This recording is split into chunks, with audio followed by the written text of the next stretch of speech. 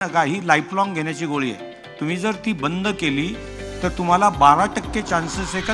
अनेक जण वारंवार स्वतःचं कोलेस्ट्रॉल चेक करत असतात बरं का, आणि जर त्यामध्ये येलो लाईन आली की स्टॅटिन सारख्या गोळ्या घेतल्या जातात. मग हे कोलेस्ट्रॉल आणि हृदयविकाराचं परस्पर गणित कसं सांभाळायचं, डॉक्टर मनोज चोपडांनी आम्हाला जरा मार्गदर्शन करावं. इधर एक शायरी सांगतो मी. दिल की हिफाजत करना हर धड़कन का फरमान है. दिल की हिफाजत करना हर धड़कन का फरमान है. सेहतमंद दिल से ही जिंदगी का हर अरमान है. सेहतमंद दिल से ही जिंदगी का हर अरमान है.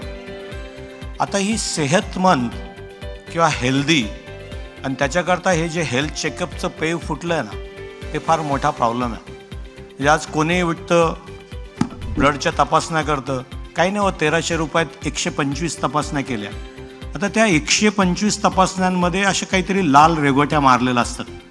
त्या रेघोट्या बघितल्या की जीवाची खालमेल होऊन चालू होऊन जाते. ती बायको म्हणते तुमचं कोलेस्ट्रॉल वाढलं, अहो बघा ती बॉर्डरलाईन शुगर झाली.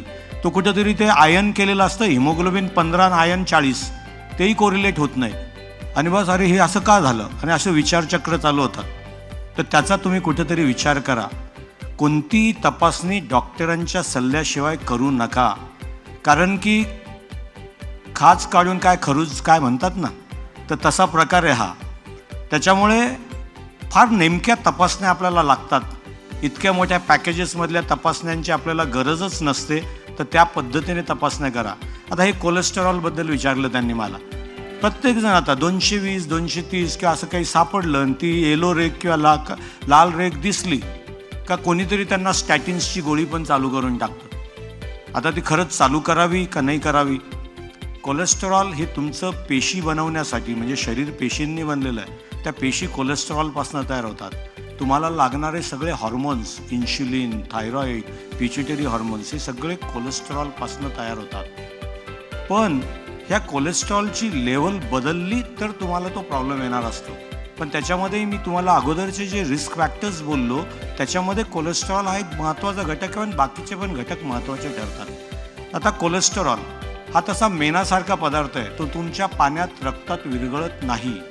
त्याला तुमच्या शरीरात खेळवण्याकरता त्याच्याबरोबर प्रोटीन्स लागतात. त्याला आम्ही लायपोप्रोटीन्स म्हणतो. म्हणजे तुम्ही जर बघितलं तर लो डेन्सिटी लायपोप्रोटीन म्हणजे LDL कोलेस्टेरॉल, जो आपण म्हणतो की खराब कोलेस्टेरॉल आहे, तो जेव्हा वाढतो तो तुमच्या पेशीतनं जाण्याकरता त्याचा वाहक होतो, पेशीचं तयार करून करतो, आणि तिथून तो बाहेर काढण्या किंवा रक्ताच्या नसांमधनं, इंडोथिलियममधनं बाहेर काढण्याकरता HDL हाय डेन्सिटी लायपोप्रोटीन, म्हणजे तो तुमच्या तिथून त्या नसांमधनं बाहेर करून त्याचा निचरा करण्याचं काम करतो. आणि त्याच्याकरता जे तुमच्या लिव्हर आणि नसांमध्ये रिसेप्टर्स असतात ते महत्त्वाचे असतात.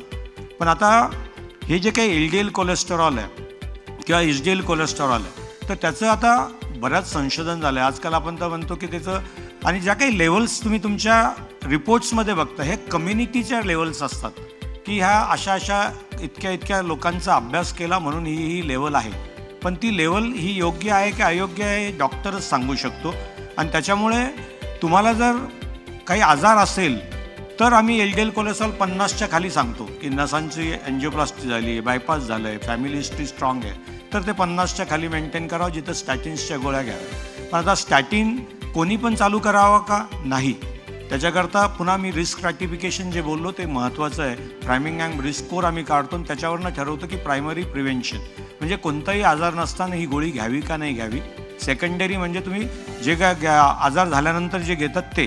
तर त्याच्यामध्ये स्टॅटिन्स तुम्ही जर अचानक, ही लाईफलॉंग घेण्याची गोळी आहे, तुम्ही जर ती बंद केली तर तुम्हाला 12% चान्सेस आहे का तुमचा हृदयाचा जो काही ब्लॉक आहे तो वाढू शकतो. आणि 12% रुग्णांना जे स्टॅटिन्स घेतात त्यांच्यामध्ये डायबिटीज निर्माण होतो. तो बॉर्डरलाईन असेल किंवा थोडासा जास्त असेल तर जास्त प्रमाणात होतो. त्याच्यामुळे स्टॅटिन्स हा डॉक्टरांच्या सल्ल्यानेच घ्यायची गोष्ट आहे. आणि कोलेस्टेरॉल हा एक तुमच्या नसांच्या अस्तरांमध्ये जाऊन जे काही प्लेग तयार होतात त्याच्यातला प्रामुख्याने मेन घटक आहे. त्याच्याबद्दल आपण बोलूच.